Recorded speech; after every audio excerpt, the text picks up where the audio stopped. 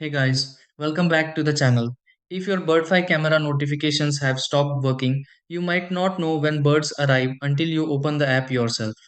The camera may still record videos and stream live, but notice never appear on your phone or they arrive much later than expected.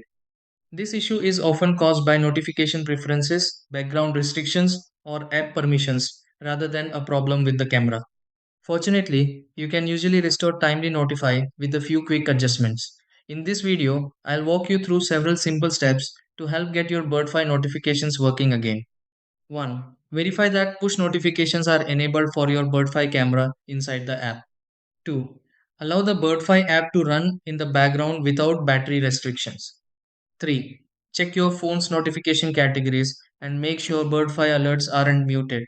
4. Turn off focus mode, do not disturb, or sleep mode if they block app notifications. 5. Start a new bird visit or motion event to confirm notifications arrive normally.